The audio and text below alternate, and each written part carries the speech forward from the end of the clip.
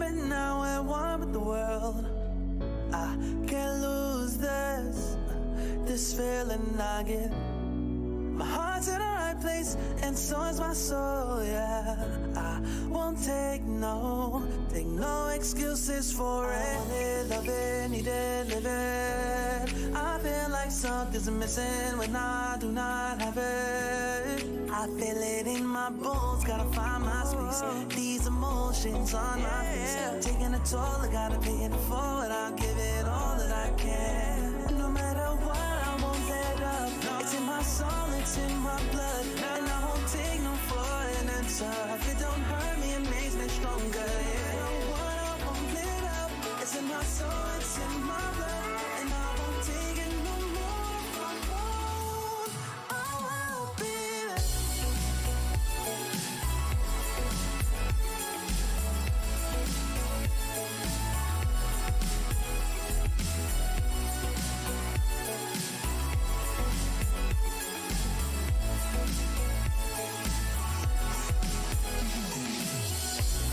Just leave it to me. I know what I need. You'll find if you see. And if you believe, you live and you breathe, you'll find the key. Lifting me, lifting you. Can't go alone, let's do by two. Doing this together, it's me by you. All through the night, all through the night. This is me, this is you. When we get together, we can all pull through. I don't ever wanna stop this groove. Let's get it right. Take it to the Lord, then take it to the grave. Listen to the wise man, tell me what to say. Listen to your heartbeat like it still bleed. A little bit of hope, yeah, it's what we still need. Say a little prayer for the moment. Give what you got, just go in. Can't hold you back if you own it. Live your life like a chosen. No matter what, I won't let up. It's in my soul, it's in my blood, and I won't take no for an answer. If it don't hurt me, it makes me stronger. You know what, I won't let up. It's in my soul, it's in my blood, and I won't take it no more. I won't be there. Just leave it to me. I know what I need. You'll find if you see. And if you believe, you live and you breathe, you'll find the key. Know what I need, I know what I need.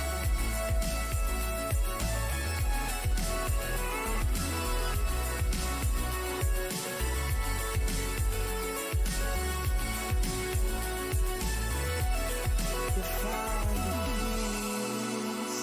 the key.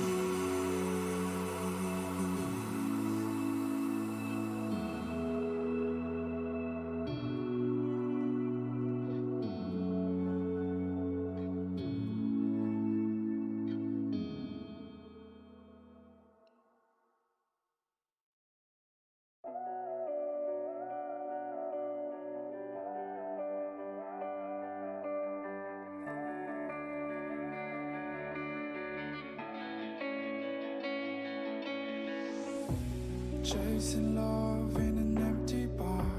Pour a drink till I make it past. The midnight hour seems to come and go, but I know. Walk on up with a drink in hand, sipping mixers cause you can. And all the lights begin to switch off. You're chasing the night, holding on to life, fading out, chasing the night, chasing the night,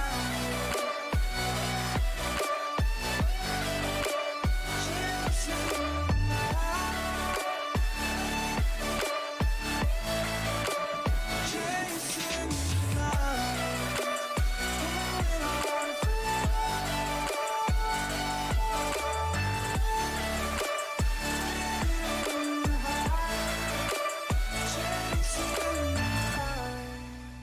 holding on for life, feeding the high, chasing the night, chasing the night. Hotel rooms and city squares, champagne bottles, drum and snare.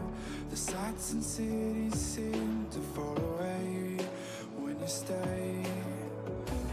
Locked in love for a night or two, losing sleep just to get off you. Day to day you wanna stay out, you're chasing the light. Holding on for life, feeling the high. Chasing the light, chasing the night. Chasing the night. Chasing the night. Holding on for life,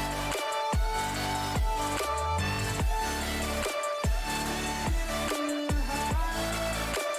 Chasing the night. Holding on for life, feeling the high. Chasing the night, chasing the night.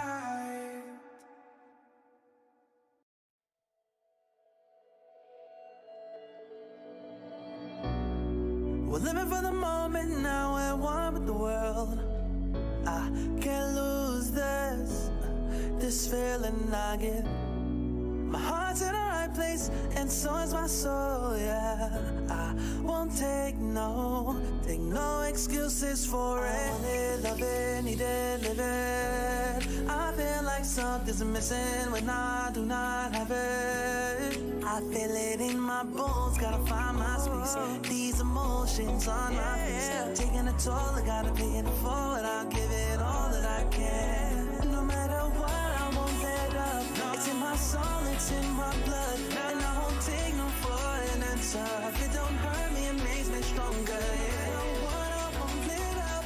It's in my soul, it's in my blood, and I won't take it no more. Oh, baby.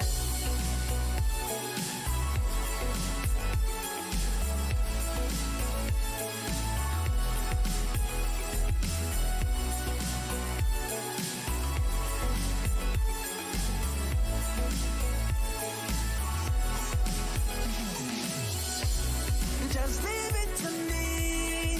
I know what I need. You'll find if you see.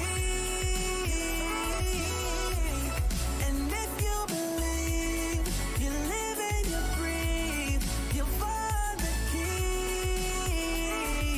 Lifting me, lifting you. Can't go alone, let's do by two.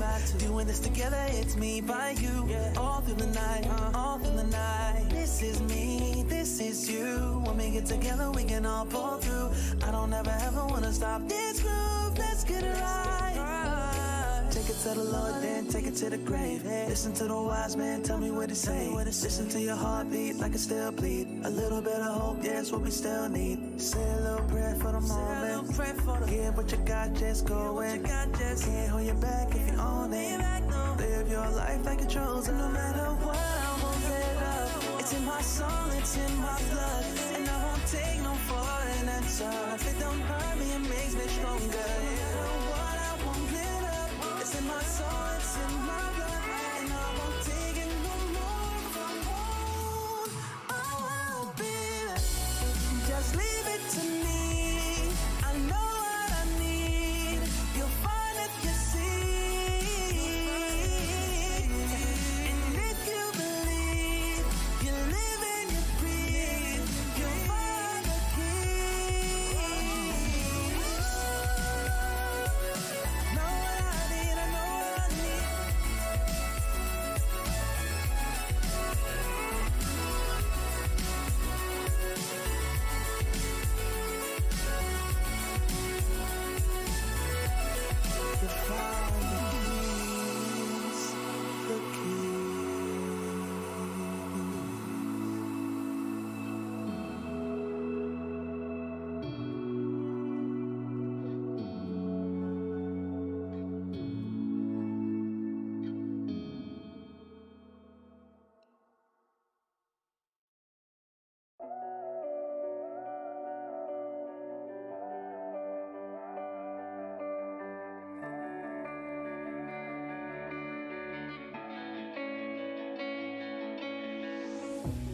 Chasing love in an empty bar.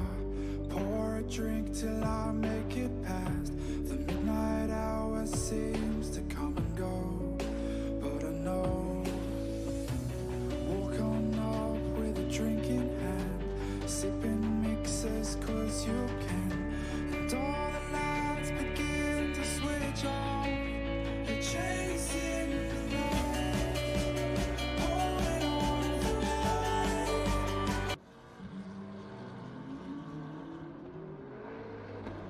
Hello everybody and welcome to RCI's presentation of the ICGT Championship. Today, of course, we're here at Spa. I'm your host today, Jesse Lee, and a very special guest is with me today, filling in for Paul Jeffrey. He is the fastest man in the world in a Pikachu onesie, Random Call Sign. Hello there, Random. Hello there, viewers. Super GT here. How are you doing, Jesse? Welcome. Thank you very much for having me. How's everybody doing in the chat as well? Say hello. I'm doing great, but my goodness, that was a heck of an impression you made there. Is it like that in reality? Hello, viewers, everybody. Well, of course, today I have Random Call Sign with me. I also have Jedi Jake, the Bossmeister Boswell, working the cameras and giving us cues, bringing you the action live today. You may not hear him, but I certainly will in my ear a couple of times today. Just finishing up the practice session here for Spa. I believe this is the third round in the championship, unless I'm very much mistaken. It is the second round in the championship. You'll have to excuse me, understand this is on a bi-weekly basis, and I cover one stint in both, so sometimes I get it all twisted around. This is the second round. The first round was Laguna Seca, and this is the second round at Spa, and in 2 weeks' time, we'll be at Kilami. But today, Spa-Francorchamps, the biggest, baddest track we have in ACC. Random Call Sign, what you looking for today? Well, looking at the standings that they've been putting at the moment, I see that Stefan, Mark Ripper, and Martin Schumacher should have a good race, and also you're going to see, I think, in my opinion, a good midfield. The times they're doing on practice should be very good, as long as the weather is like this. If it starts raining, it's gonna throw very much a wrench to the workings of this race. Yeah, I wouldn't disagree with you there. Certainly with the pro split that we saw last week, it was an incredible race around this joint, and it was one of the more memorable races. I love coming to Spa, man. I just love it. I love everything about it. The racetrack, the way that people have to race each other, the ridiculous slipstream that some of these guys get. And oh, by the way, as Random mentioned earlier, look how close some of the times are. That's all you need to know about what this race is going to be like today. A 10th or two is not enough to get away from somebody. There's several long straights, including the Kimmel Straight around here, and all that's going to do is bunch you right back up together. I'll tell you one thing I am surprised about is as practice ends and qualifying begins, is that Stefan Zero actually had the fastest lap there coming in at the end. Can tell you the track for the predominant part of practice was fast as it is now. Right there at the end, it went to optimum, and Zero was able to snipe the fastest lap in practice. So that's something certainly to pay attention to. It's going to be 24 degrees on the track, 17 ambient. Some various wind at 1 mile an hour, not really anything consequential there. Be interesting to see if this track goes back to optimum. Of course, the grip difference is something you have to watch out for. Optimum is not as fast as, fast is not as fast as optimum. Easy for me to say, but qualifying gets underway. Oh, and looks like something has just occurred here. I've seen a message coming from a server admin saying that before the race, server will be restarted so they can do the qualify just again. I'll check out if the server is already up or not. We have to wait a bit until everybody gets together and the qualify restarts, I think. Yeah, all's well here. We'll just sit here. We'll turn this into the RCI podcast, which, by the way, can be heard here on YouTube bi-weekly. It's George Smith, Ryan Gill, and myself. We're gonna have an impromptu one right here with Random Call Sign. Random, you have your own YouTube channel. How many subs are you up to right now? 28,000. 28,000. That's absolutely incredible. How long you been doing the YouTube thing? For too long. For too long. For too long. For too long. Here's what I noted about Random Call Sign in the early Just a moment. The days. server is already up. That's fantastic. Yeah. Here's the interesting thing about you, Random. You take your sim racing hardware outside to get those glamour shots of it. What's that about? It makes it prettier. It makes more interesting, more in dynamic. Green light, give it all you got. It's not always inside. You have different lights outside and stuff. So pretty nice. I thought you did it one time for the memes, and then you just started doing it again and again, and it does make some of the shots like it changes it. I am sick of seeing sim racing hardware in a dusty basement. When you take it outside, or you also set up these shots in your living room as well. For those of you that are not subscribed to Random Call Sign on YouTube, what are you, crazy? Go ahead and do that. But I like the effort put into your review videos, and I like the way that everything is sort of impartial. It's sort of personal to you, but you don't claim that your opinion is the end all be all. I think that's an excellent way to do reviews, personally. Appreciate that. Yeah, the review process can be quite long, and it always, at least in my opinion, it should always come from a personal perspective, but trying to be as impartial as possible. But sometimes, there are things in a product that should be mentioned because they're glamorous mistakes or something like that. And also the personal is also hugely important. It's the reason why we see Top Gear and the Grand Tour. We like to see the personal opinions of guys that are checking out cars or any sort of equipment. I can honestly say I usually go to you and a handful of select other people that I know are just going to tell me like it is, and with hardware, and you pick no bones. And one of the great things about what you do is that you're not necessarily being sponsored by a bunch of companies to say things about their products. You're actually making the purchase and making the calls yourself. Is that correct? In most cases, yes. There's a few things that are sent to me, like very rarely. The last one is it's actually a Fanatec DD1. I wouldn't buy it myself, being totally honest. But even when it happens, when it's sent, it's whatever I think it is that needs to be said. It's not just being sent. Therefore you need to pull the wool over everybody's eyes. No, if there's an issue, it should be said. Green light, go, go, go. And now the qualify started, I think. Yeah, so we are right back to where we started. Sorry about that brief hiccup there. Hope you enjoyed that little presentation of RCI Radio as we did a very quick reset. The cars will go back under incredibly similar conditions, though right now the wind has kicked up in this session, about 12-kilometer wind blowing from the north, so that might slow them down on the Kimmel Straight there a little bit, but also will give them a push on the back straight. But temperature is fairly similar, but I tell you what's not similar, it is cloudy. The track is still fast. But Random, go ahead and tell me about running a qualifying lap around here. What are you looking for? Obviously you're looking for space, but for your first lap, and oh my goodness, somebody tries to pull into a pit stall that does not exist, and that's unfortunate there. His team is going to be furious. That's a lot of damage. So what in your opinion is most important other than space to run the lap? Actually, is space even important here? Wouldn't you want to be driving upright in the gearbox of somebody else? Maybe get a little tow? Just enough. Just enough. At Camel Straight, yes. You should always be running around a second from the guy in front. or maybe a little bit less. You get a little bit of a toe, and therefore you'll have a little bit of extra speed.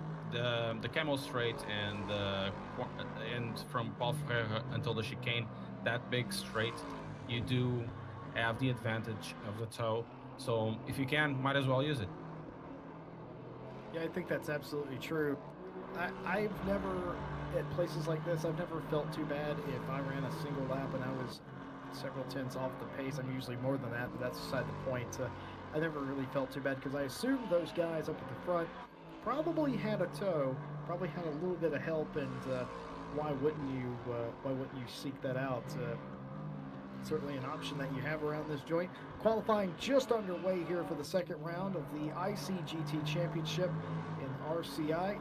This is the Say that I'm really happy they restarted the server, because now we have a forecast that is cloudy. Maybe it will be raining on the race.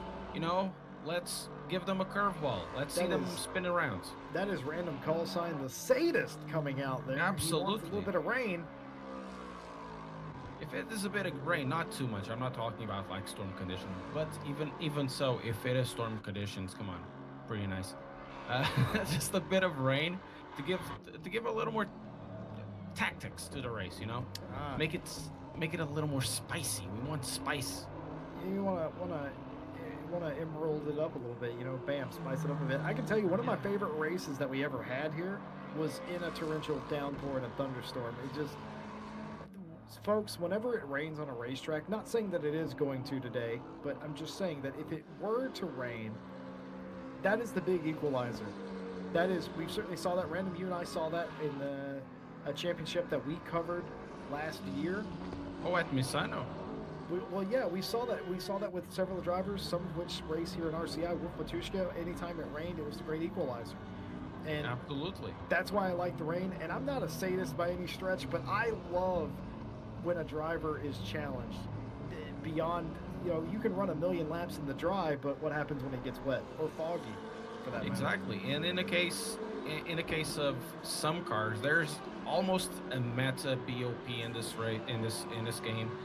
But when you start adding the rain, as somebody just parks out in my house with a very noisy car, when you add the rain, that meta kind of changes. Some cars are, say, midships, and when it starts raining, the midships are not particularly good. With the rain, the front engine cars will be much better. So it kind of changes the BOP around, and I like that.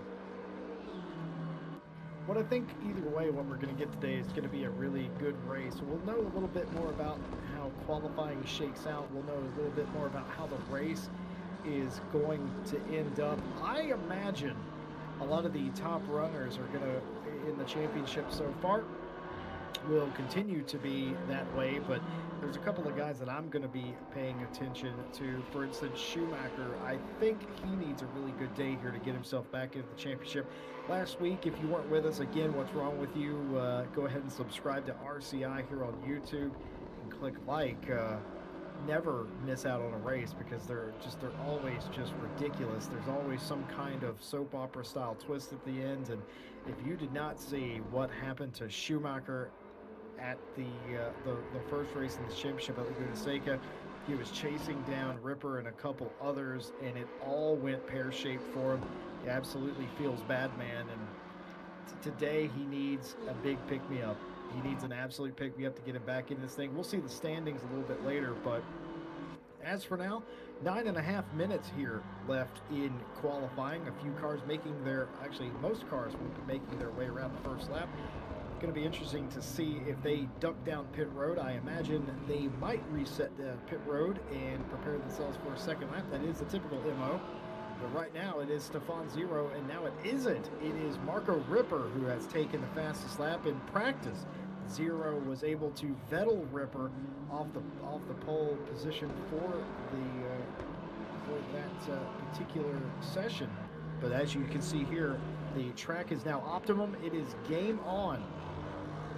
Very good conditions. The track isn't very hot, so perfect conditions to go around. Clemently, I think it's his name, just outpulled a Ripper and outpulled a Stefan Zero. So he's doing a 2:17.8, and Marco Ripper just 1/10 behind, 2:17.9. Are they going to improve this? I think so. There will be more rubber in the track. Random, let's play a game. How do you think you pronounce the driver of the 720? What's his? Oh, the 720. Chomondley. Yeah, you'd think that, but it's an old English name. It's pronounced Chumley. You know, it's not Worcestershire sauce, it's Worcestershire. So I believe you. Why do you have a Brooklyn accent? That is the weirdest thing about you, Random, is that you have a Brooklyn accent. You've never been to Brooklyn. But that is Samuel Chumley, who has driven his number 720 up to the proverbial or the pole position at the moment. And you can see his fans in the chat who will be just hitting that hashtag #ChumChum because he has a following everywhere he goes. Fantastic to see him in the mix this early today as well. 7 minutes and some change left. Everybody looking to go quicker.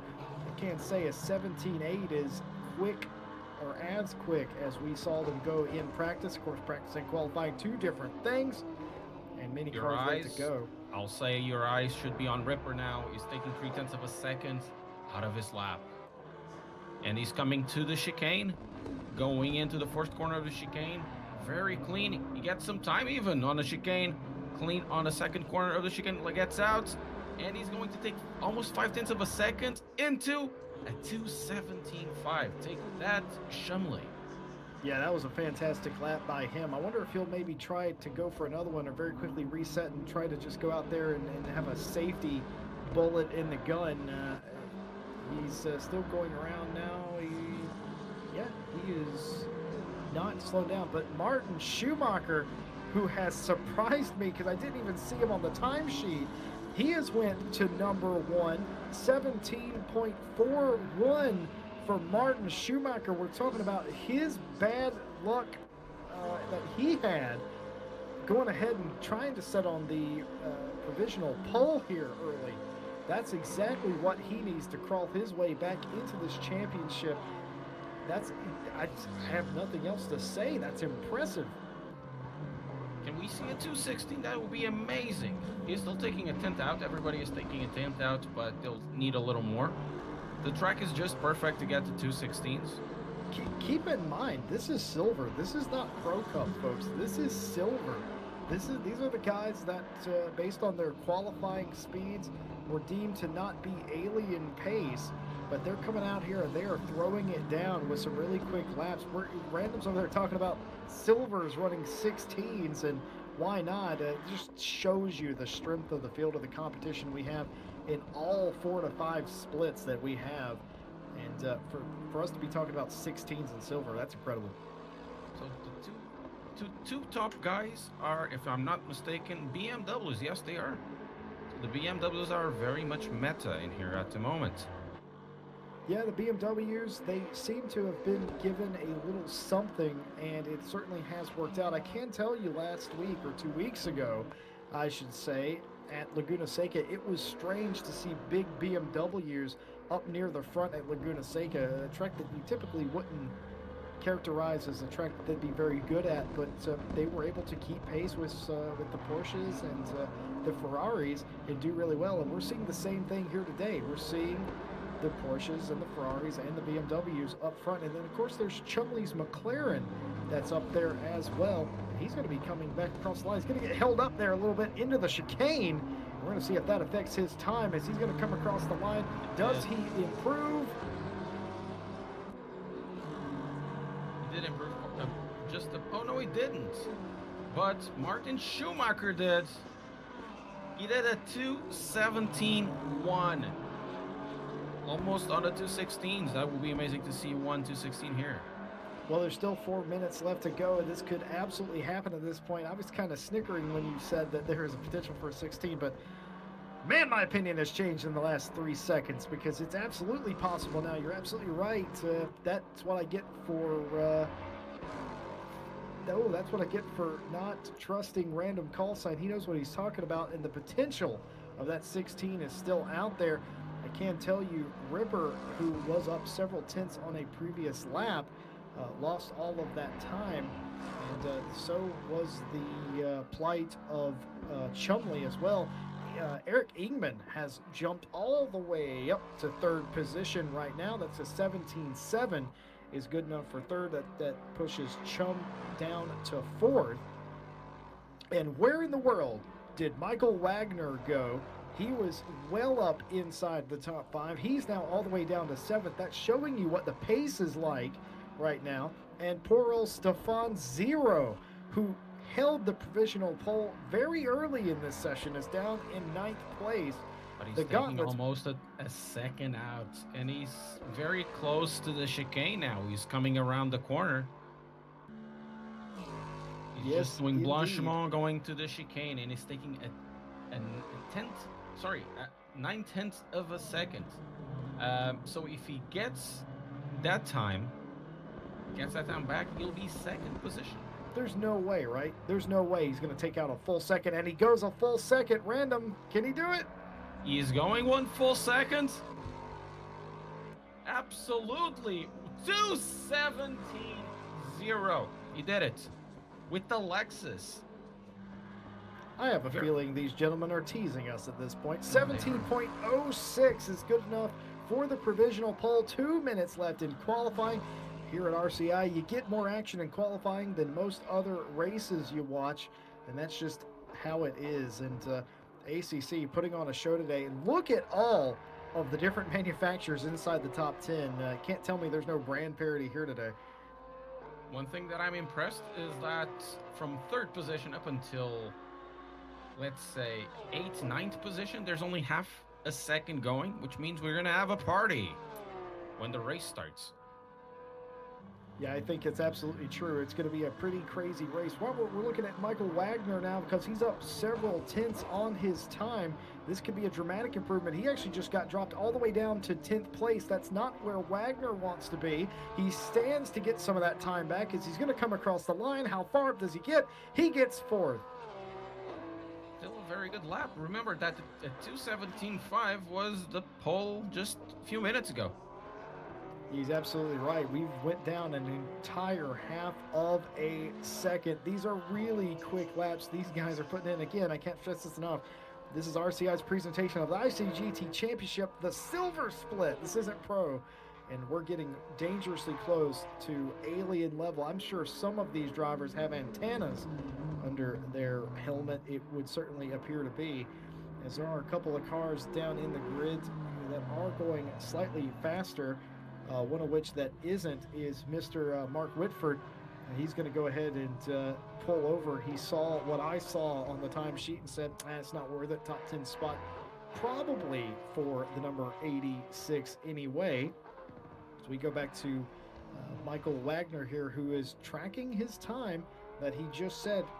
Again, it's pretty even. Ooh, we have an improvement from Stefan Zero. He's taking 0.2 of a second. Will he be doing it 2:16? Yes! There he goes. 2:16.9. I told you somebody would be putting the 2:16. I think the thing that baffles me the most about that is Stefan Zero, excuse me if I pronounce your name wrong. You understand I am an American. He did that in a Lexus, which is probably the car I would assume was least likely to do that in. But really impressive. A 16.917 for Stefan Zero. That number 42 Lexus, the quickest so far. That gaps Schumacher by about 0.2.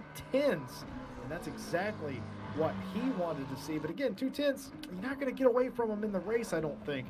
As we follow Samuel Chumley here in the 720 McLaren. He's tracking 0.3 on his time. That'll be good enough for maybe top 5 if he can hold this out. He's gaining time here, a full half a second better. This will get him inside the top 5. He's at an excellent section there as he comes into the third sector of the racetrack. This could be mega. 0.6 of a second would very closely get him into the top 3. And I don't think this is going to be the last surprise of this qualify as he goes into the chicane with 8 tenths of a second now.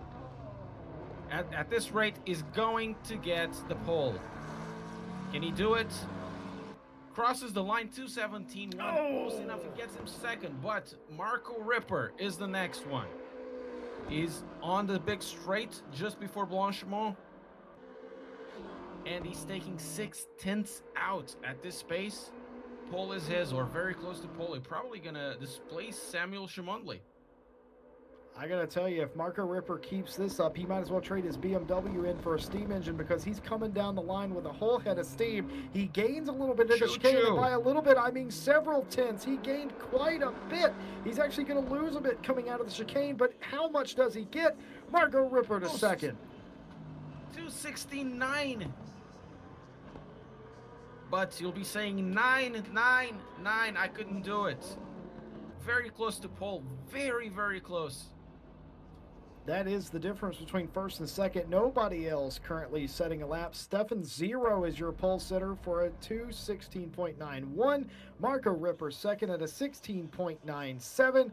And Samuel Chumley at a 17.1 is your top three. And if you're Martin Schumacher, Wagner, or anybody else, you're wondering, how did they do that?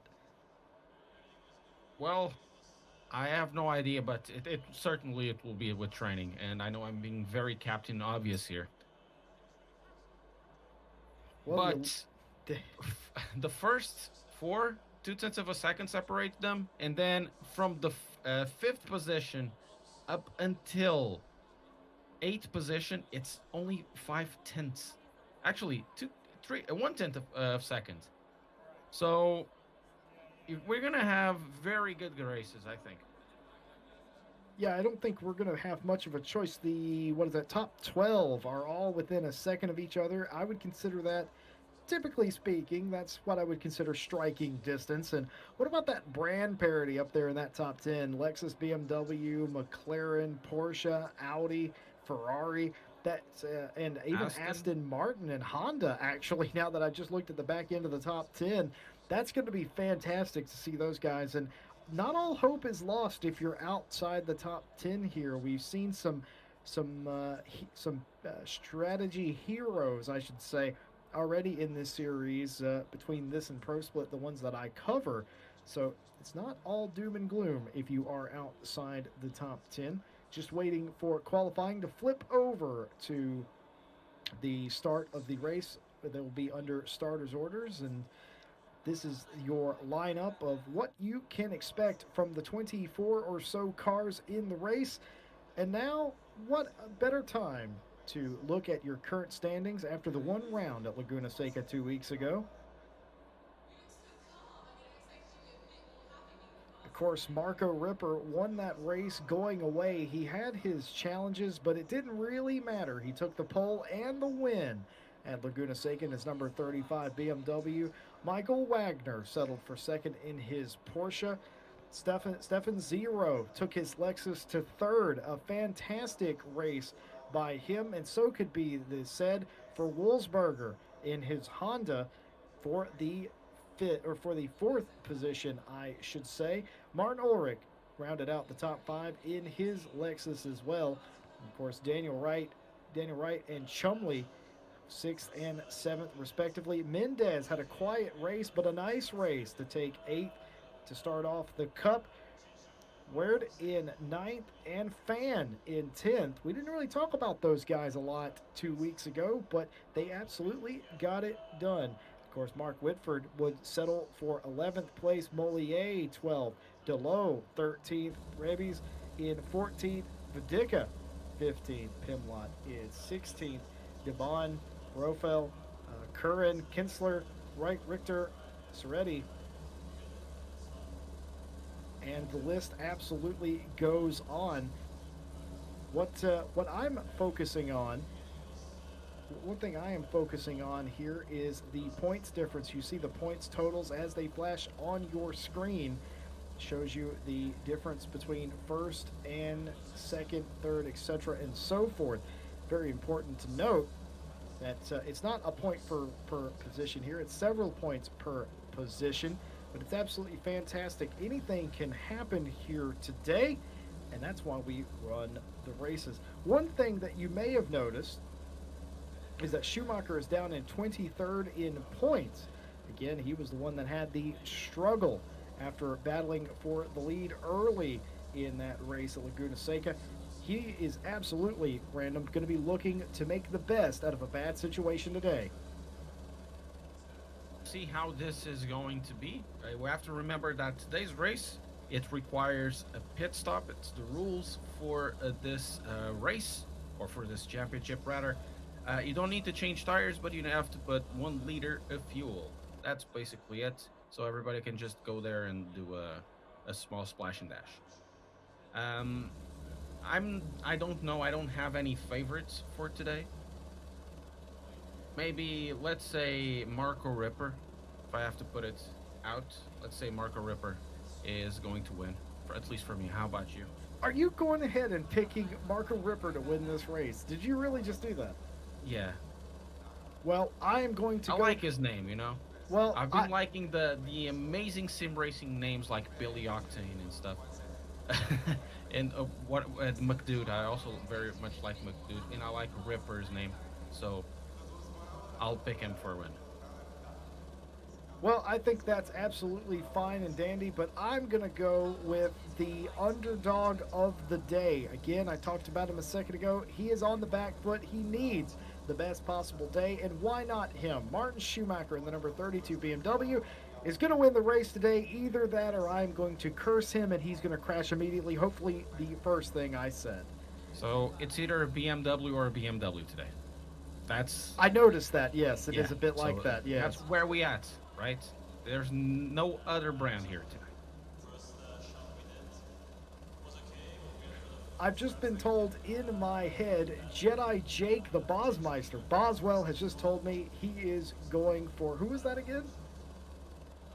He is going for Chumley in the 720 McLaren, and there we have it. I think he just likes his name, or maybe it's that McLaren in amongst all that German horsepower up front there. So either way, the cameraman takes that. And if you're ever wondering, folks, why we call him Jedi Jake, you can just look at any race where he's dodged an incident. He is incredible at doing so. Hopefully his pick today is able to do that as well. Final few seconds tick down here. We will go under a pace lap. 1 hour race starting just after 9 a.m. here in sim time. Stefan 7-0 in the number 42 Lexus is going to lead them down. Like some of you said already, the weather looks fantastic. It's going to be cloudy, 13 degrees. Wind is from the southwest at 12 kilometers an hour. And you also may have noticed the track is completely green. How may that affect the drivers today, Ren? The early laps, first 2 to 3 laps, it's going to be a bit squirrely, but after that they'll be okay, I think.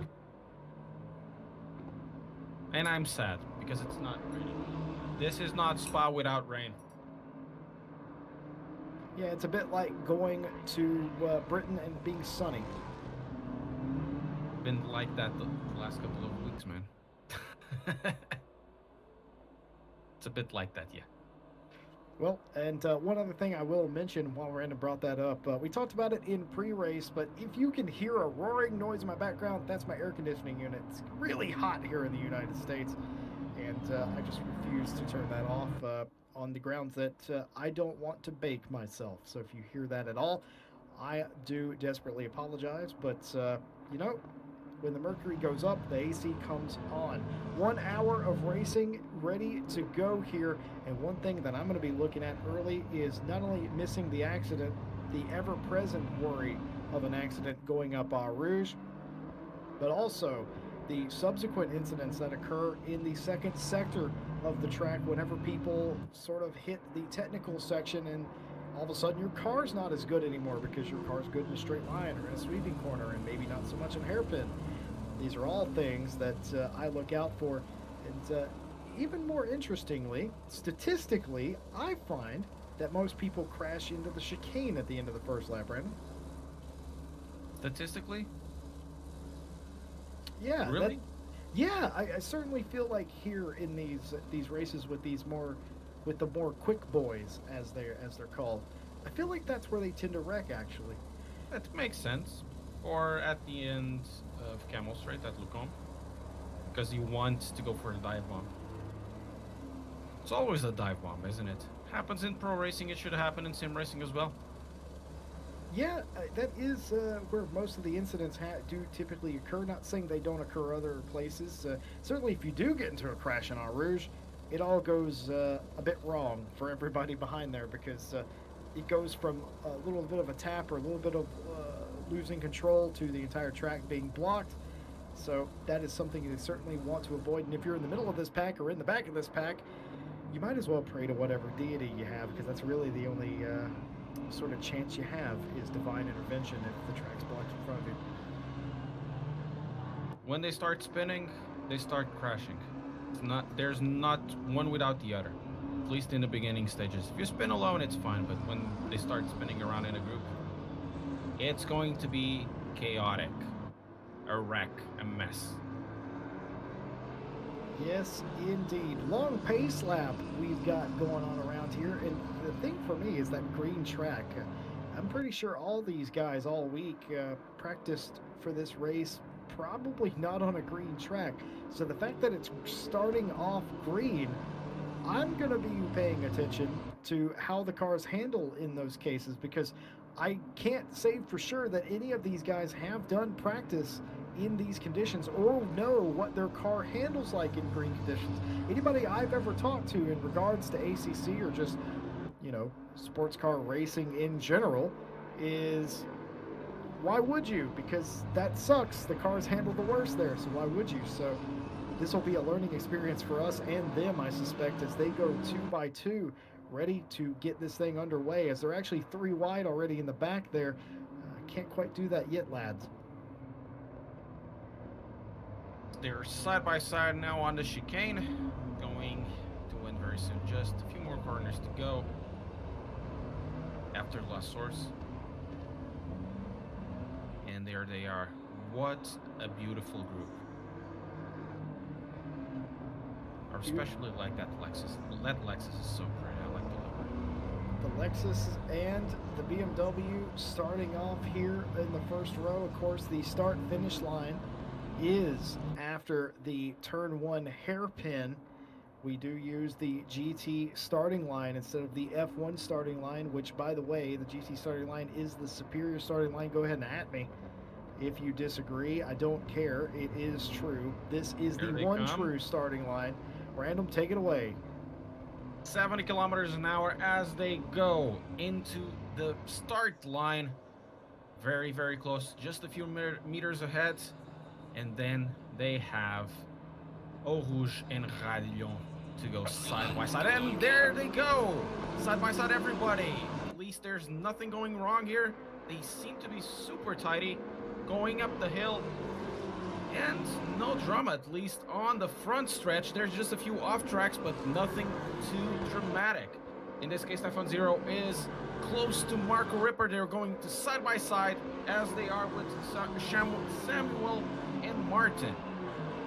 Now, Ripper got the first position. Swap over there. Very nice start.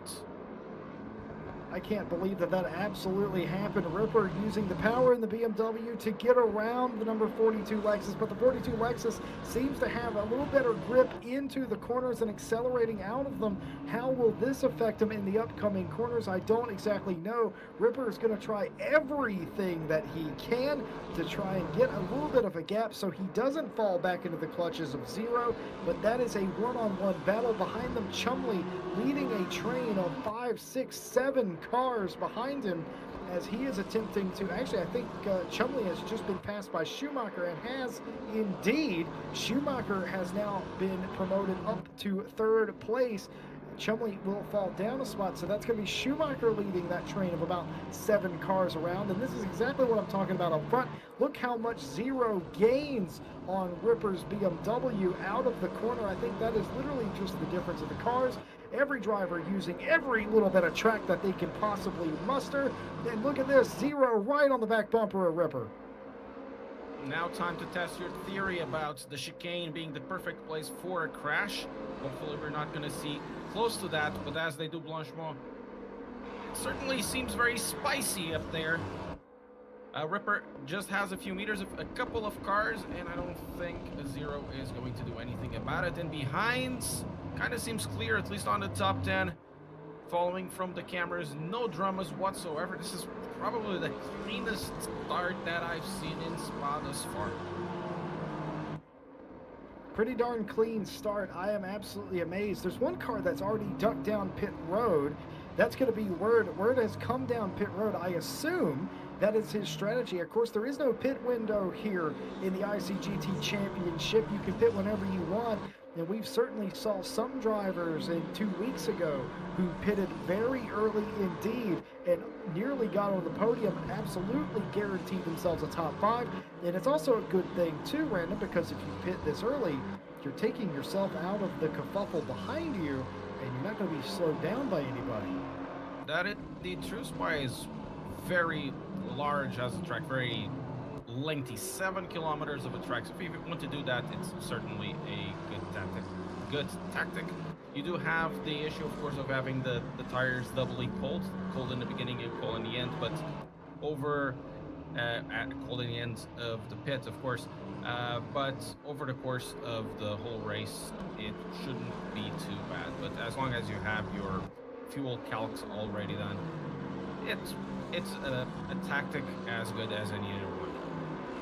Yeah, the generally accepted strategy here is Ingman looking to sort of defend there for Whitford behind him.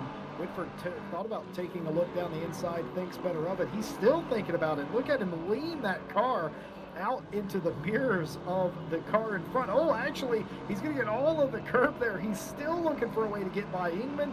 I think at this point, maybe there's a little more fight in that Aston Martin than the Ferrari. Could be something to do with the track, could be something to do with the driver and the setup here. We're going to continue to watch that. But from my experience of watching several of these races already, the strategy seems to be pit incredibly early, get yourself out of the melee, and make it all up in the final minute of the race, or pit on the last lap of the race, get the stop over with. And the general strategy that is accepted in that way is take a liter or two of fuel, because in most cases that's all that's necessary. Oh my goodness, Aston Martin completely sideways in front, but he is going to, I think he might just hold on to this because the next corner is in his favor. And I think Whitford will still end up with this position on Ingman, and indeed he does. It looks like Ingman may lose another position to an Aston Martin, but no, thinks better of it and falls in line. Talking about the early pits, Libor Vodicka did just that. He was in the middle of battle and decided, you know what, let's do this. I'm not going to lose any more time here. And now Ingman probably going to be overtaken by another Aston. He's just being towed, but of course he's trying to do the same to Whitford, but Whitford closes the door on him. Side by side with Clausen. Clausen went back, lifted, and now they're once again on a train. They're keeping it so tidy in these few the beginning laps. Yeah, I can promise you it's not as easy as it looks. Anytime you hit a curb around here, you might as well be slamming your face into a brick wall. But that's the kind of thing that these drivers do better than most, is that they're able to use the curbs and hit the throttle at the right times, and they make it look like it's just really fast ballet. It's beautiful, really, if you think about it. But that's just how it goes. If you guys are joining us now just for the first time, welcome to RCI's presentation of the ICGT Championship Silver Cup. This is round 2 of 5 live here at Spa. With me, I have Jedi Jake, the Bosmeister Boswell, behind the cameras talking to me in my ear. And I have Mr. Random Callsign joining me on the comps today, filling in for Paul Jeffrey, who couldn't be with us. And what a fitting replacement. Mr. Callsign and I have a standing history of commentating together, always fun. And Random, one thing I'm just going to mention, Ripper had over a second lead on 0 earlier, and now it's down to 3/10 as that continues to be a fight that we're looking at. At the moment, yeah, it seems to be quite stable. Or not. They're basically bumper to bumper. I just tuned to their battle, and they were very much bumper to bumper on the chicane going into La Source. See if Marco can keep away from the Lexus with that roaring V8. Such a beautiful sounding car. Love that car. But Yeah. as they go up the hill, or almost going there up the hill, there are more. Oh, and he goes sideways. He goes very, very wide. He loses the rear of the car in the beginning. So at Eau Rouge and at Radion, he almost completely bottled it into the left wall. So there's something wrong either with the tires or with the setup for the race. The only thing I could think of is that the track is green. You don't typically set your car for a green track, and this has maybe thrown a monkey wrench into his plan. And for one thing, it has suited Zero more. Not saying it's perfect conditions for the Lexus, but it certainly suits him more because he's not making any mistakes. The BMW at this point is staying in front on pure grunt alone at this point. But how much longer can Ripper last with that Lexus badge in his rearview mirror? We're about to find out. Well, we certainly are going to see that. I'm loving this battle thus far, and also I'm loving the Engman battle with Mark Whitford. Apparently, Engman, I think he went to the pits. I'm not seeing him in the top 10 anymore. Where is he? But anyways, we're seeing once again the battle between Marco Richter and Stefan Zero. Hopefully we can see a little more action in the future with side by side trying to overtake one over the other. Yeah, I'm sure we will get that pleasure. It seems to be a bit of an ebb and flow between the top two right now. And it's like I said earlier, certain cars favor certain parts of the track, and that's one of the great things about Spa is that no matter what car you have, you can probably bet your bottom dollar that at some point on the track, your car is going to be better than some of the others. So we're going to go back to 19th place. This is Alfie Green. Alfie Green, who is currently being accosted by the 117 Porsche of Rofeld going to the inside. He's going to be thinking about making the pass, and he does cleanly. Is there going to be contact with the car behind? No, Rebs does not make contact, and they all get away cleanly there. Not what Green wanted. Green probably did not want to give up that position. He's about to fall outside the top 20 as Rebs thinks better of that as well. We go back to Chumley. Chumley, who has fallen a bit, started in third place. He got passed by Schumacher. Schumacher now up the road a piece, and Ulrich behind Chumley now, looking to put him all the way back to fifth place, going the wrong direction. This is not what he wanted to see. He would rather be gaining than losing, obviously, but this could be part of the way the track has gone, and you may have noticed on the top right of your screen, the track is no longer green, it is fast, and the track temperature is rising. It's now 14 degrees. Track temperature rises when it gets to 20, if it gets so. The cars are supposed to be faster. It really depends on how they tuned the tire pressures. If they are lower or not, if they put them lower for the green track conditions. But I think fortunately for them, it's going to stay overcast, and the temperatures are going to stay more or less the same. Then again, it's just 9 o'clock in the morning, maybe just a couple of degrees up, and they shouldn't have too much difference in terms of tire pressures in the long run. Now, the battle between Marco Ripper and the Stefan Zero is not going very well for Stefan. Marco has, I think, put some nitro on this car and is becoming very consistent now, taking some of his time from the previous lap, and Stefan Zero is trying the best to keep up. Mr. Schumacher, Martin Schumacher, is also trying to go into the party, but at this moment, it's not going terribly well. And we have also the battle between Chumley and Ulrich on the back. Eric Engman is on 9th. We've seen a few battles with him in the last 10 minutes or so. And apparently he has now, as of this moment, a good space between the front and the back cars. Yeah, and Random, I've spent the last 3 or 4 minutes trying to figure out where Mark Whitford went. He has disappeared off the timing sheet entirely. That can only mean one thing. He has retired from the race, most likely due to a connection or mechanical issue. I would assume connection-based. Mark Whitford? Yeah, indeed. I don't see him He's on my seventh. line. He's seventh position. Oh, okay. So here's what's happened to my timing and scoring, and you'll love this at home. It is complete garbage. It is not working at this time. So I'm going to have to hit the reset button on that because he does not even exist on my timing and scoring right now. So that's pretty funny that that has turned out that way. But go ahead and disregard me because that is incorrect information. Very well.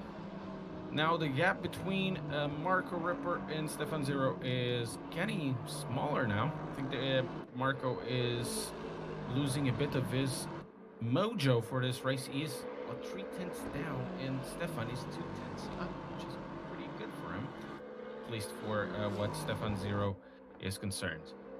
I gotta say, this is a little bit like our first round, where Ripper was sort of pacing the field a little bit, and sort of Schumacher back then and Zero today is just hanging out in pacing him.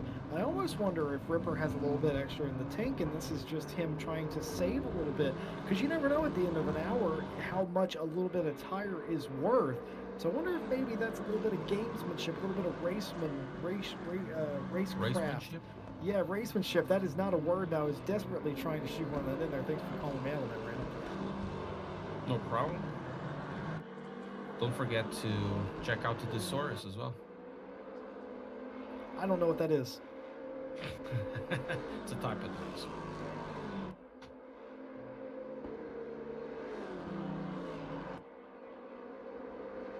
Now, as for battles, I think the battle on the front is getting spicier. The last few laps, we've been seeing Stefan getting closer and closer. I think I'm kind of agreeing with you in the sense that Marco is probably not giving 100%. He probably has a little on the tank, and he needs to figure out if it's going to last the fuel race. I think most of these guys are just going to do a proper splash and dash up to 5 liters at most. So they're very likely have their calculators in hand, checking out what fuel they should put on pits, and very likely Marco is pulling, is in a situation where he's thinking, I probably don't have enough fuel. Unfortunately, we don't have access to the data inside the cars. We can only see traction control and ABS and all of that stuff, but not fuel and tire state, unfortunately. Yeah, some of the cars, if we peek inside, it'll give you some more data on what they're doing, but you know, we kind of do it old school where you have to guess what's going on there. Can say that Ripper does have a bit of a more substantial gap than he had previously had. The same cannot be said for Chumley and Ulrich, who are absolutely tied together. Might as well get an apartment together after college, as close as those two are. And so could be said for several other down the field as well. Talking specifically about Pimlott and Soretti there, who are also chained at the hip. Might as well be best friends, get some friendship bracelets. We already have 2 cars that went out of the race. So Daniel Wright and Howlin Fun. Howlin was 9th, I think. Something happened to them. They went to the pits. Howlin Fun, it was even on the first lap. And Daniel Wright had the very good lap, more or less, for where he was on the field. And he's not with us anymore, at least in what racing is concerned.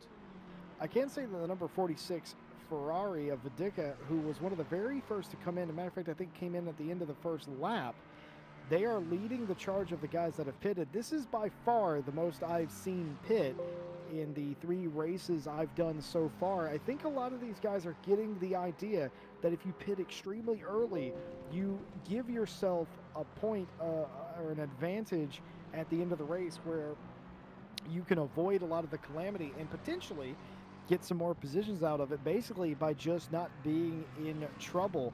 And I think more people, I think the first race we had 1 or 2, but this is certainly a lot more than that now. This is also getting to the point in the race where I wouldn't pit. I would stay out to the last possible moment to do so. But for those that have pitted early, I certainly see more people doing that, and especially the Ferrari of Vidica, who has done that, did that incredibly early. And now look at all those positions that they have to gain. Ingman has come down pit road in his number 909 Ferrari, and that has cleared his mandatory stop. He will be good to go to the end, so we'll have to pay attention to him. He was one of the sort of top 5, top 10 runners early, so we'll see if he can benefit from that. Something else I'm sort of amazed about is if I was in sort of Schumacher's position or maybe a Pimlott, I would have come in already as well. As we see Chumley go incredibly wide, that'll be an off-track warning that the sim will give you. Remember, if you get 3 or so of those, you automatically get a drive-through penalty for track cutting too much. You're given several warnings before you're actually given that penalty, but that is certainly a thing that could happen to you. Of course, we haven't mentioned it yet, and I can't believe we haven't mentioned it yet, but we do have live stewarding here today as well for anybody that goes over the line. Can't say I've seen too much aggressive driving today. That's always good to see as well. Yes, it's pretty good, but considering we haven't seen much fighting up until the moment, up until now, we've seen just an overtake in the beginning, and that was basically it. The battles to watch now are Chumley with Ulrich and now Wagner with Whitford, but they're still very much separated in terms of pace. They're very careful in terms of how they are racing. So up at this moment, not many highlights. We now see a drive-through for car number 18 because he did the 3 penalties that you were talking about of going out of track, off tracks. So car number 18 is Michael Wagner. He has a drive-through and he does overtake Whitford, but it's not gonna go. Oh, yeah. Sorry, very much sorry. Michael Wagner overtakes. Is overtaken by by Whitford. I'm told. Are you okay? Yes, I am okay. I am okay. But Wagner will have to go to the pits in the next 3 laps. Yeah, that's position regardless. Yeah, Ricardo, that's not showing up on my penalty report, so I'm assuming that is a track limits penalty given by the ACC automatically client. by the game. Yeah, we don't typically give drive-throughs for many infractions unless it's incredibly egregious. So the fact that he has that is pretty much what I expect to have. As these two here, Ripper and Zero, who are quickly becoming best frenemies, still nose to tail. But by the way, look behind them off this wing. This great shot here by Mr. Jake Boswell shows you that there is a 3rd player who has just entered the game. He's going to be playing the part of Donatello this evening, and if you get that reference, you're as old as I am. But that's going to be Schumacher, who has worked his way into this battle. Top 3, all nose to tail here. That's fantastic. I do have 1 penalty to report, and this is literally the only penalty I've received in 20 plus minutes. The 27 was given a warning for aggressive passing and almost causing an off track, but that's literally the only penalty that we've had. And I think that's pretty good. I think that speaks to the level of sportsmanship and driving. Absolutely. Other battles we can see are Mr. Pimlott with David Serretti, and going also side by side Kinsler and Remmers. So on the back there are a few battles happening as well, but they're more or less organized between pairs. It's like they're looking for a pair to dance, and that's basically it. But the first 3 are, getting kind of rowdy over there. Hopefully we can see some battles going on the future. I think the pits are going to shake up everything. Well, it certainly can. I mean, you got to feel for Wagner, though. Wagner, who was very much in the mix here, and now he's got that drive-through. That's going to drop him all the way back. He might even be behind Mollier and Thessing and Keller even after he serves that drive-through. This is a terrible pit road to have a drive-through on. It's essentially 2 pit roads, and random, what's worse than 1 pit road? 2 pit roads. 2 pit roads, exactly. The longest pit roads in the world, I think. They probably had the idea. Our pit road is already too low, but you know what? We should make it too long. We should make it longer.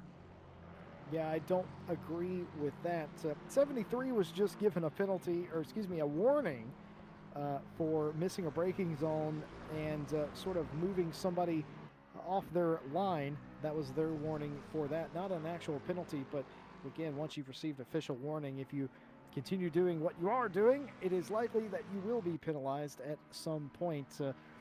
Stewards showing some restraint early here in this race. I wonder if the stewards meeting that they had kind of made this occur in some way where they're more pliable to give warnings. I'm just kidding, of course. They always give copious amount of warnings. It's just that I don't usually talk about them because there's usually actual penalties, and we talk about the fact that they were given their warning then. It's not, but because we are 25 minutes there or about into this race, and nobody's actually been given a penalty, I have nothing else to talk about. But that and the fantastic racing we are seeing here. Chumley is still managing to stay in front of Ulrich. Is this because it's hard to pass around here, or is this just erring on the side of caution?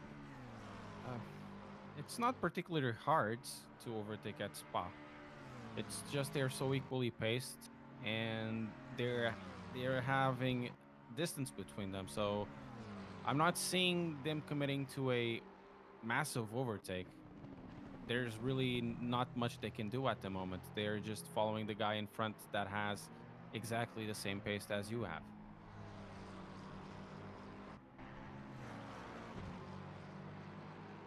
I've actually received an interesting message here in the live race chat. Wurzberger, who was a big factor in the race 2 weeks ago, he had a bit of a mishap in this race, and in addition to that, he's had to leave. Ooh, that's bad.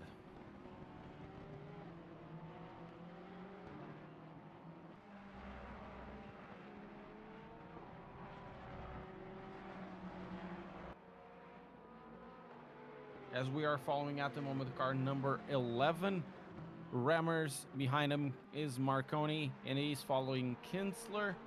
They're doing around 220s, the three of them, 220 and a halves, 8s and 7s. So they're very equally paced, and they are more or less dispersed between the field.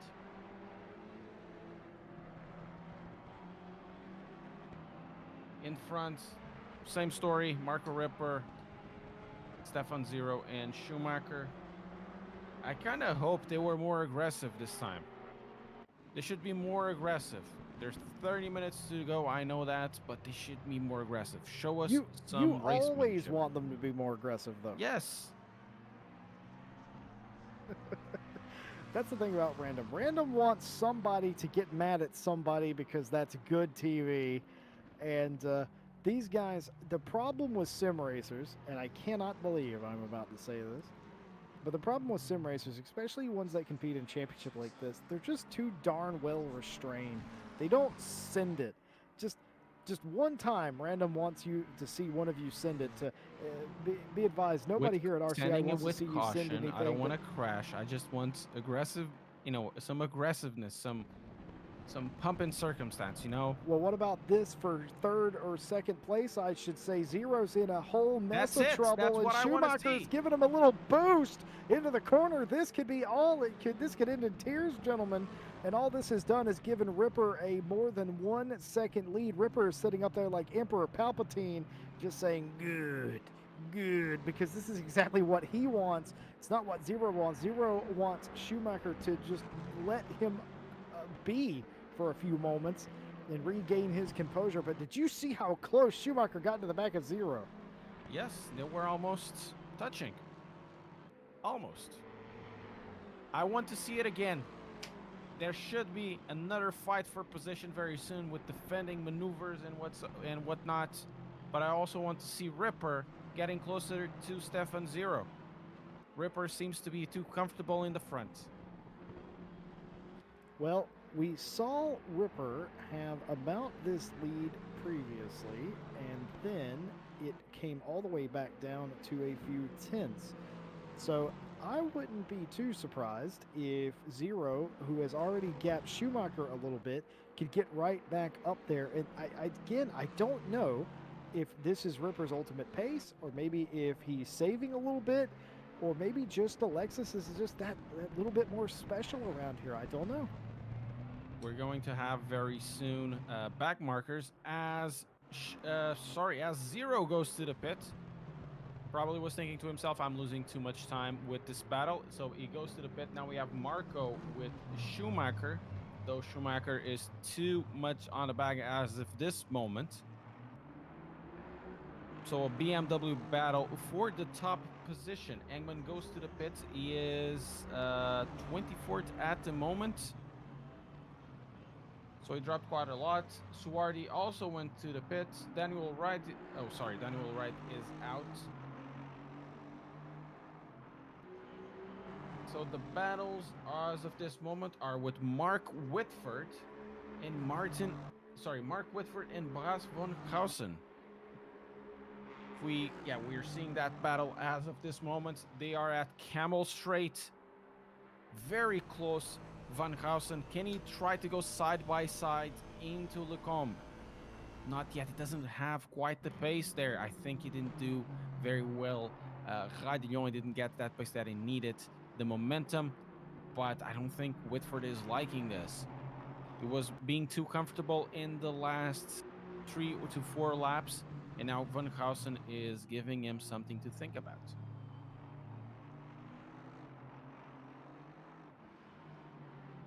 Yeah, this is certainly something about Whitford. Whitford, who I erroneously said was not in the race anymore earlier. I've reset my timing and scoring. I can very much confirm he is in 5th place in front of Von Krausen at this time. Pretty interesting to see 2 of the same manufacturer battle each other. And just got to pick your brain a little bit about Zero. Zero, of course, well up the grid, 2nd place at the time that he pitted. Going to pit at around the halfway mark. That's typically not a place where we've seen people successful with pitting, but let's just entertain for a second, random, that Zero is quicker than Ripper's ultimate pace around here. And even so, even if it isn't, if Schumacher can crawl back up there and get on his bumper and agitate Ripper a little bit, that just goes the way of Zero. So realistically, even if it wasn't the right move, Zero has nothing to lose right now. Zero was in a position where he should go for a pit. He was losing too much time with Schumacher, so the best thing is not lose more time with Schumacher. As we're seeing Van Gausen going side by side into the chicane. Whitford protects the inside. Now Van Gausen has the fastest line. He loses on the exit as Whitford's kinda stopped there in mid-corner. He couldn't do anything. He was just turning around because he had the defensive line. And probably going to see another attempt from Van Gausen. Can he do it now? Can he do Eau Rouge and Radillon? Well, if he has enough momentum there, he probably could do something at the end of Camel at Lecombe. One thing's for sure, Van Krausen is not going to go anywhere. He is right there on his bumper again, the same way he was a lap ago.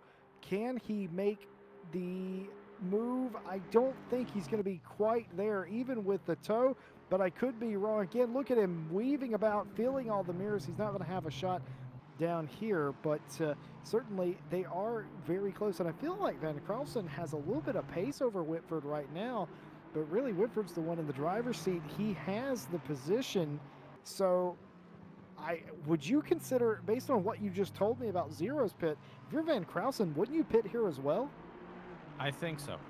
I would pit. If I couldn't overtake in the next lap, I would pit. Because he's losing, as you can see. We can see, not the viewers. Van Gausen is losing 7/10 per lap. So the longer he has to entertain this game, the worse it is for him. At this pace, if he didn't have to pit, it would be a loss of around 7 seconds at the end of the race. 7 seconds is quite a lot. 7 seconds would put him very close to Ulrich if we were to take those 7 seconds back. That's So why it's we math. have Random. That's why I have you right there, because you can do math. Yes, math. I like it when other people do the math for me. It keeps me from making my head hurt. You can see on the list of people that have pitted the green bar by the number 42 Lexus's name, currently 13th. That's Stefan Zero. He's going to be the leader in the clubhouse of the cars that have pitted already. They can go all the way to the checkered flag at this point without having to worry about anything at all. Before that, it was Vidicka who was leading that group, but certainly a difference in the pace and where they came in. But still, we are going to monitor this to see how this goes. Something else I'm monitoring is up front. Ripper has dropped an entire second to Schumacher now. They're about 1 second apart, and still, Ripper did this all race 2 weeks ago at Laguna Seca, where he allowed people to catch up to him. That bend but don't break mentality, and it won him a race. So if he wins here again today, with even after losing all this time that he's lost to all these other guys, I'm going to start calling it a strategy play, because it certainly feels like it. Certainly does. He's just controlling the pace. Maybe he can, if he needs to go a little bit faster, he'll go a little bit faster. If he just wants to go a little bit slower, it'll go a bit slower. Maybe it won't give him too much issues going on a pit in terms of fuel change or fuel adding. Maybe he's just having the one leader, depending on what he does. Probably just doesn't want to stress out too much. As long as he can control the pace, he can control the race.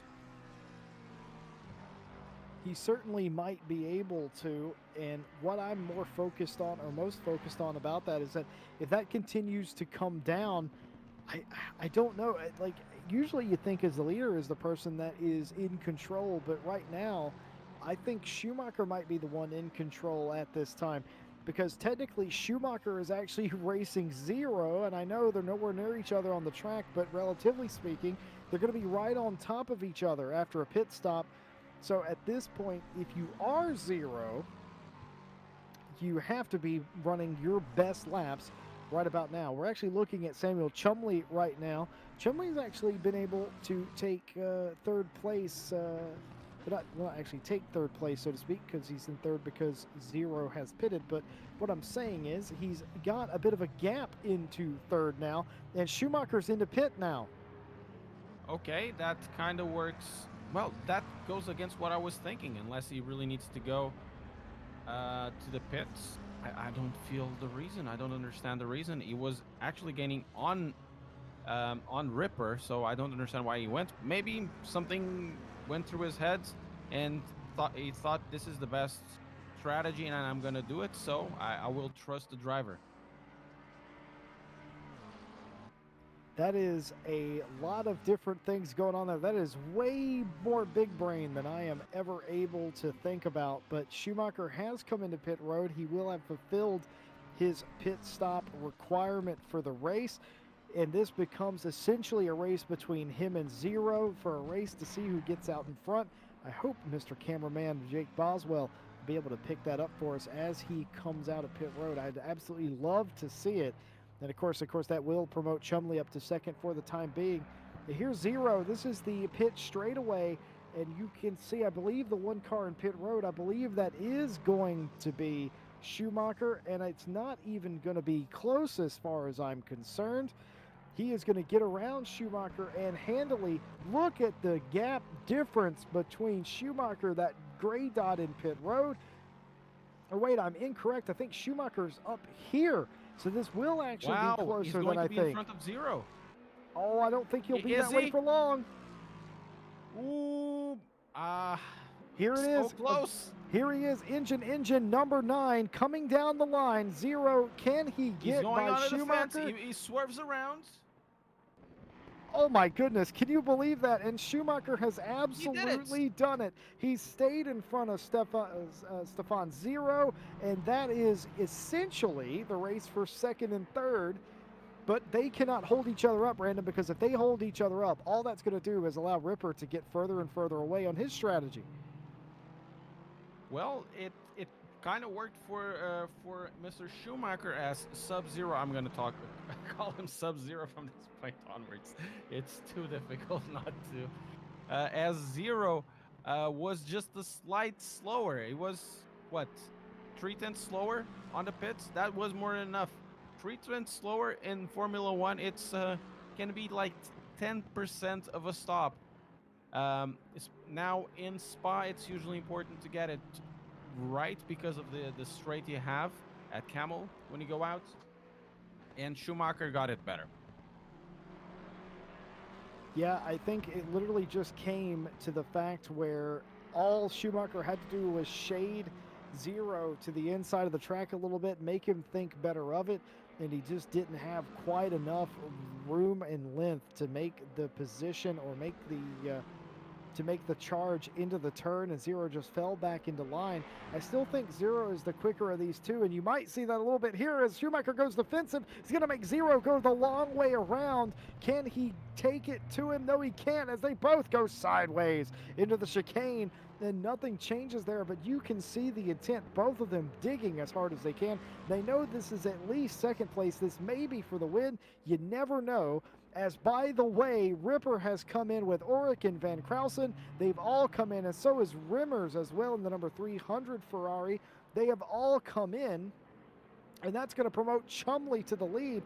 But perhaps more importantly, where does Ripper come out in all of this? Ripper coming out of pit road right now. Here comes Martin Schumacher. Can Martin Schumacher take the lead of this race by virtue of pitting earlier? There, right up in front of him, that is going to be your leader of the race by default. That is Ripper, and they will not be anywhere near close enough to get him. Ripper with a brilliant call. He gets himself out in front of them all.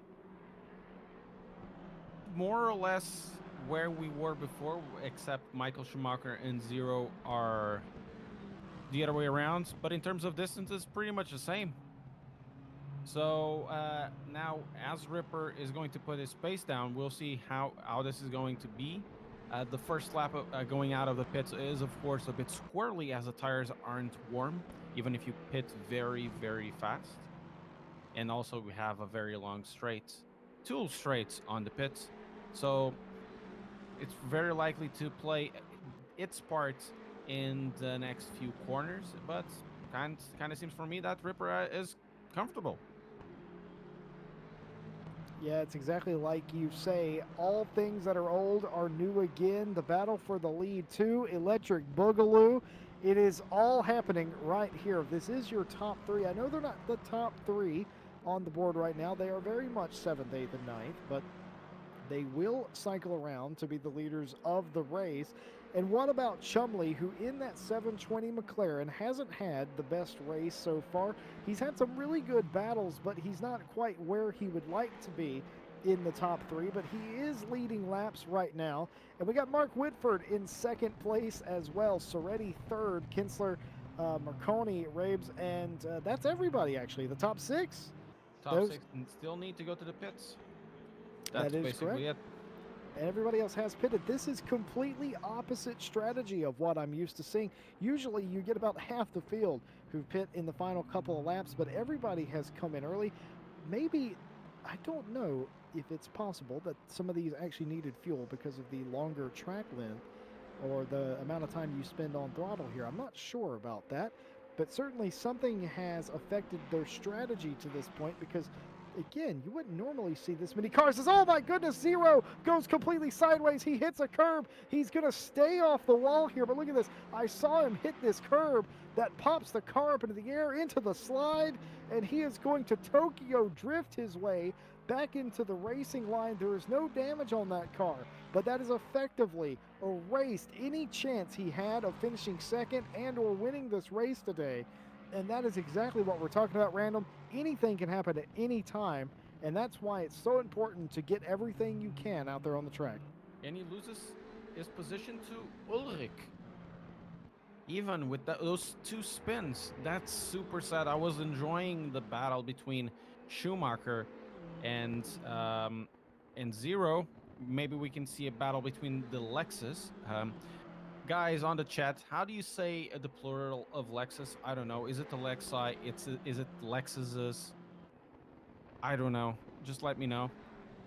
Hopefully we can see that battle coming in the near future.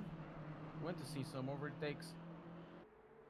We are also going to see the battle between Marco Ripper and Martin Schumacher, as it's only half a second between them. Also, I have some input on that plural of Lexus. A lot of people probably would say it's Lexuses, but no, it's Lexi, isn't it? It has to be. It has to be Lexi. And just because the Lexi have been thrown out of this battle doesn't really mean that it's all over, because believe it or not, and if you remember to earlier in the race, Schumacher did have a bit of a pace advantage over Ripper, and we can continue to see that here as Schumacher has closed in that second or so gap that was there. He's now within a half a second, so this could just be a straight fight between BMW Power, and what a story that would be as Chumley forfeits the lead and comes in and does his mandatory stop. But what a story that would be for Schumacher if he could rebound 1 or 2 weeks later in the very next race and win it outright and prove that he had the pace to come to race with Ripper and to beat him all along. But for those of you that were with us at the beginning of the first round of this championship, this will look very familiar to you, though now this is happening at the end of the race, not the beginning. So this is actually really interesting to see. We are still getting that straight up fight between the two BMWs at this point, as Chumley does come out and he cycles through. I wonder if now, if Chumley will be in front of Zero. I don't know. I think that might be a possibility for him. So that actually might promote Chumley to third. So that's sort of where he wanted to be anyway. So that'd be great for him if that is indeed the case. Oh, actually, no, Chumley is behind them, behind Zero and Ulrich. Yes, indeed. It was still not enough, even with the half spin of Zero, to get him in front. But this is Ulrich here, Martin Ulrich, who is now in front of Zero. And this battle will effectively be for third. Ulrich just handed third place here. Something happened to Chumley. He stopped the car. The car is stopped. Something happened and he quit. Oh no! Disaster in the race. Chumley with a very good race up so far. I think it was pretty much around 5th position, and he quits the race. So Chumley does have a history of having hardware or mechanical issues. I would imagine that's exactly what we've seen here. There's been some sort of hardware or mechanical failure, and that has led to this. I'm sure the Chumley fan faithful will be able to tell us promptly what has just occurred there, but certainly I imagine that was something out of his control. And another race, potentially top 5, good finish. That is going to not be on the cards today. That is going to be dashed, unfortunately. But I'll tell you what that does do. That does promote the number 46 Ferrari of Vidica. They're going to probably have a top 5 finish today. Well, that's... The battle in the front is heating up. The gap dropped to 0.4 of a second now. Is Ripper accusing the pressure? Well, I don't know. We got some Zero fans in the chat saying that his tires are cooked, and that's all just well to me because I am absolutely hungry. I'll eat a cooked tire right about now. But I think that has been very apparent for Zero with that spin. His tires are pretty cooked at this time. But ladies and gentlemen, this is not over. 14 minutes left in the race. The track has gone optimum now. We started off green. It went fast. It is now optimum wind out of the south at about 12 kilometers. Track temp, it's been heating up as the morning has gone on. 16 degrees.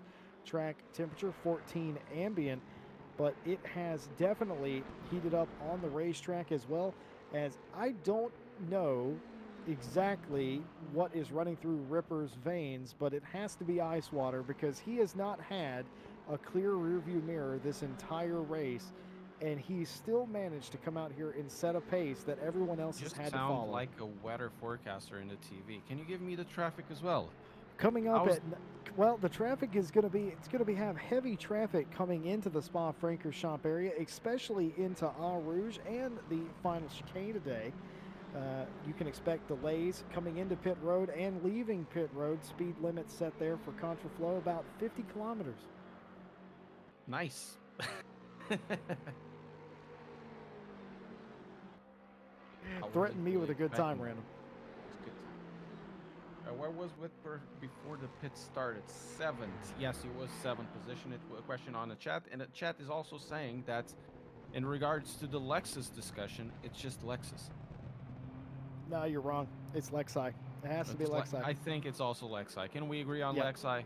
Well, I think we can, but the chat may disagree with us. This may spill over into next week. I think is what this conversation's going to do. Is we actually are getting into some lap traffic. We haven't seen too much of that to this point, but it is happening.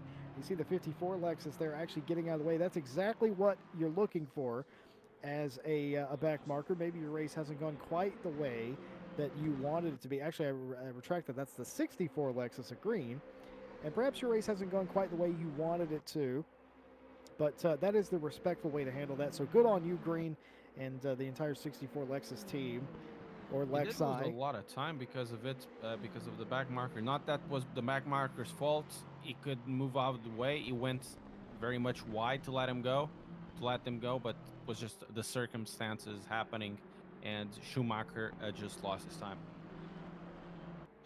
Yeah, it is sad. I mean, anytime you have somebody in front of you, that is going to change the way that you run your race. So it's just an unfortunate part of it. It does happen, but the battle is still there. Random, I kind of think we're going to get a last lap lunge here by Schumacher, I think. If we get the name right, yes, I would say, certainly say so. Wow. Okay, we're bringing up ancient history here. I don't think everyone named Schumacher would do that, but I think this Schumacher, you gotta take a shot, right? I mean, you as a racing driver, which I've been wrecked by several times, but that's neither here nor there, Random. You would take the shot, right? Depends. It's always a risk reward assessment, right? It's maths.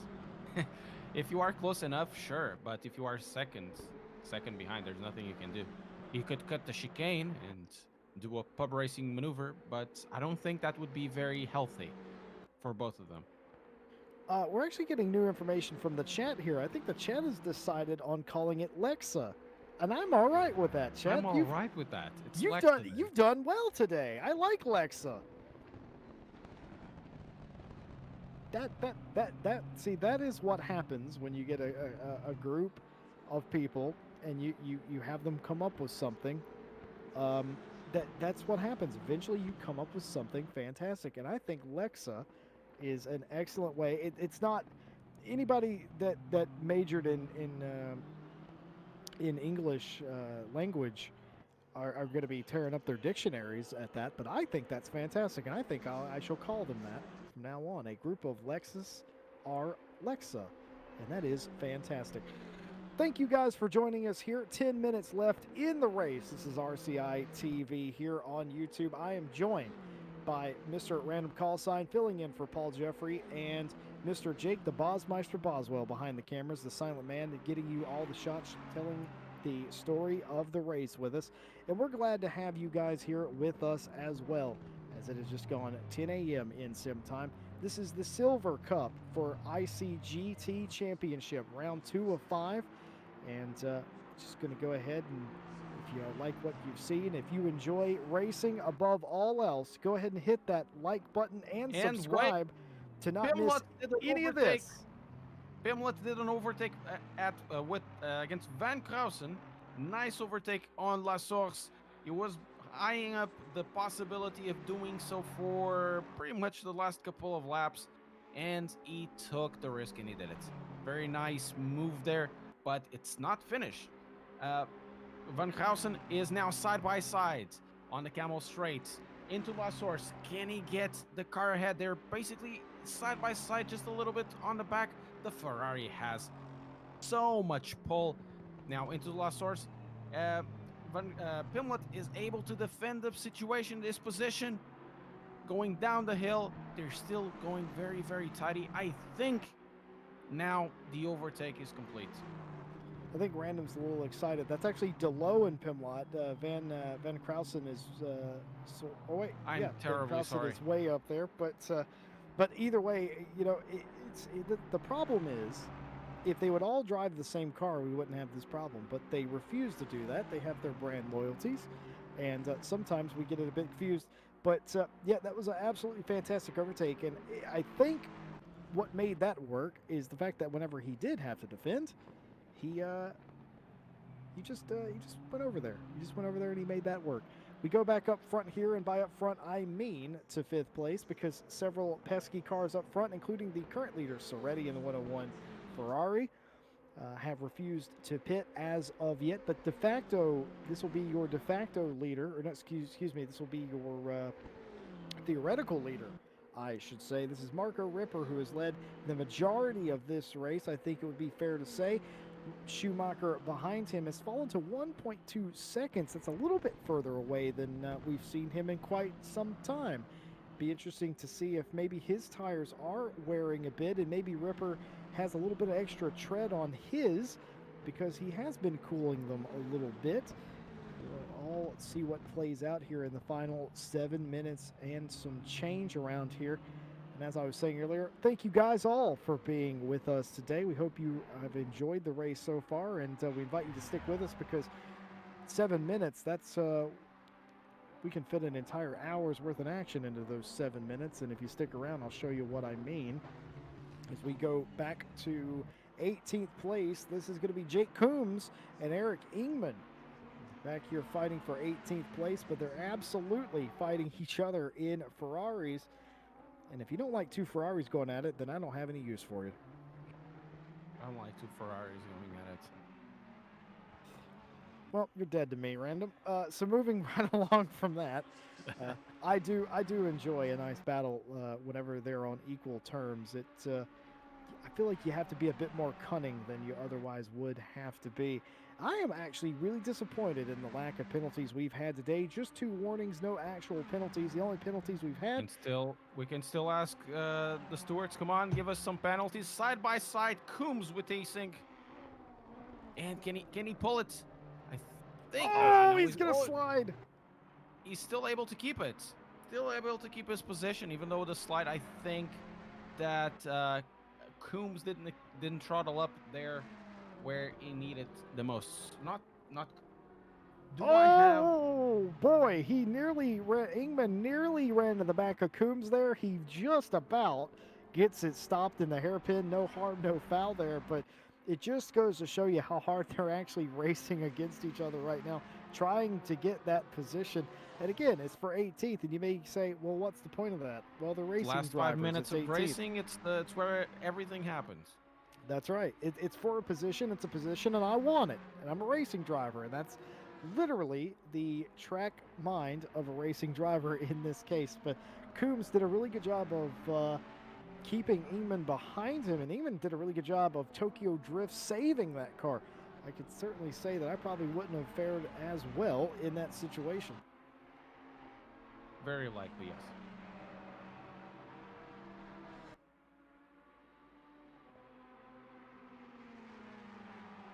As I had a problem with my timing, now it's corrected. I think I can see now the battle in the front. Everything I think is starting to heat up. Marco Ripper is below a second difference from Schumacher. Man, but I still think he's controlling the race. He's doing just race pace control. Schumacher is doing everything he can. You can really see him going super aggressive on the apexes, trying to get that extra bit of time, but Ripper just has his lines much more controlled, and if he wants to step up the ante, he can do so at will. That's at least my expectation and what I'm looking at the moment when we are checking these two guys out. Well, I can certainly say that regardless of how this finishes, it has been a fantastic job. If Ripper is out there setting the pace, he's done a really good job of that. And if Schumacher is able to stay with him the entire race, it seems, that's just excellent as well. And I hope to see this championship in the final 3 rounds. More of the same of this, because this is fantastic. These folks have been out here for 57 minutes, and this is all that's in it for first and second. They are the same manufacturer. Zero would likely be here too if he hadn't had done that Fast and the Furious Tokyo Drift spinoff. Had that not occurred, he would likely still be here as well, but that's neither here nor there. The fact is, this will be the fight for the lead. Soretti and Rabes still out in front of this race, but they still have to pit. And I gotta say, I keep harping on it because this is an amazing turn of strategy where almost every driver has pitted well before the end of the race. That's so different than what we had seen before. But it looks like it is going to work out for everyone in that way, and that's, of course, why they're in the car and not in the booth, because they know what they're doing. But this battle here, this could still come down to it. What if, and I hate to play devil's advocate, that's a lie, I love playing devil's advocate.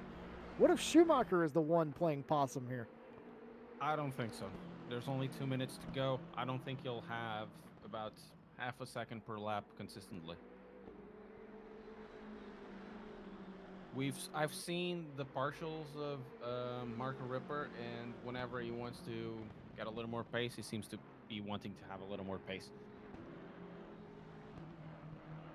That would be a huge rabbit that Schumacher would have to take out of his hat. That's just me. I like to believe that Schumacher has been saving a little bit, and he's about to make his move here on the final lap of the race. But Don't get me wrong, I want that. I want that as well.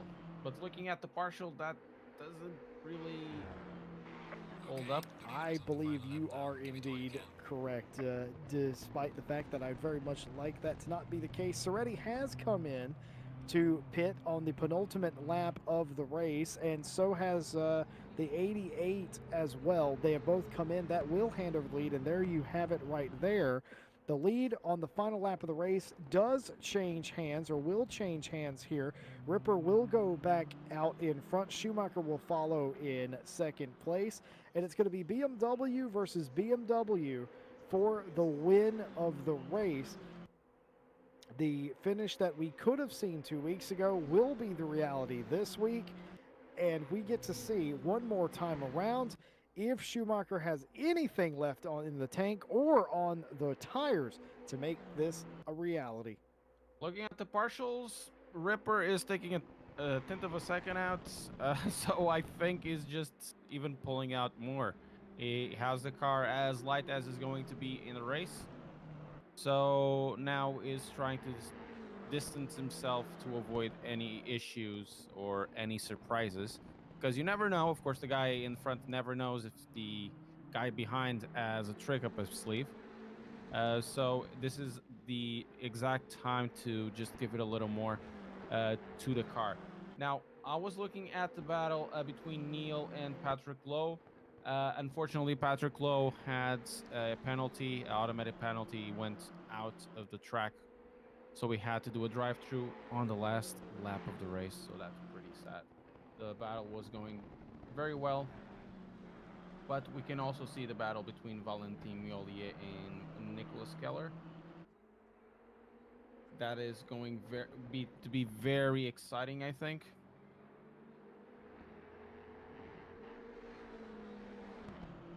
They're quite close at the straight, and hopefully there's a change of hands, I think, or maybe not. Well, what I can tell you is the sim has given DeLoe that penalty. That's going to drop him well out of all the battles that he was involved in. You hate to see that on the end of the lap as time has expired. This is going to be the run to the line here. First one across will win it all. It looks like it's going to go all Marco Ripper's way for a second week in a row. He's sliding the car around left and right. Marco Ripper wins again here at Spa. Schumacher will finish in second place. My timing and scoring jump there. Sorry, ladies and gentlemen. And this guy right here, Martin Ulrich, is going to come home in third in front of Stefan Zero. And that is going to be a well-earned third place for Ulrich. And if you're Zero, it's going to be a slightly disappointing day, but an excellent recovery for fourth place. And look who is in fifth place. It's none other than Mark Whitford, also known as Fez Fox. He's going to come across the line. Fifth place for the young man in the Aston Martin. Good for you, sir. Sixth place is going to be Vidica, and I told you to pay attention to him. He was the very first car to pit, and he's rewarded with sixth. Seventh place to Word, and eighth place for Soretti. After leading a good portion of the end stage of this race, David Soretti will take home the eighth position. Was not a very eventful race. Sadly, all of this was due to strategy. Very good strategy from Ripper, maintaining the front position and basically just showing everybody else that you can be first position with a big brain, even if you have also big driving skills. Those big brain skills have led him to 2 wins in the series, and that is all he wants to hear. It has gone all his way, and look at the camaraderie between the two of them. Good race. The BMWs weaving about, ranking supreme here. Just a fantastic day if you are a fan of the Bavarian Motor Works company, and why wouldn't you be? Lovely cars out there. And for everybody else, it's focus on the next one as we go to Kilami in 2 weeks' time for the Silver Cup. Hope to see you there for that. And we thank you for joining us today. Absolutely fantastic. Mr. Callsign, last second edition, filling in today. Thank you so much for being with me and Jake today. No problem. I'll see you next week for Kialami on the pros. Yes, we will indeed. And just a big thank you to our broadcaster and coordinator, Mr. Jake the Bosmeister Boswell. He provided us with all the camera angles and information seen here today. Thank you to our team that makes the graphics, specifically Ryan Gill, for making the stream as beautiful as it is. And of course, ladies and gentlemen, thank you for being here with us today. We'll invite you to subscribe to the RCI TV channel so you never have to miss a race. And again, to all of our competitors as well, thank you for putting on an excellent show. Certainly showing us the way. And Mr. Callsign, you want to take us out? No, thank you. All right, Mr. Callsign does want to take us out, so I will. I've been Jesse Lee, and this has been a presentation of the RCI TV network. Thank you all, and we'll see you actually tomorrow for the Barcelona qualifying. Hope to see you there. Have a good day, good night, or whatever you're having.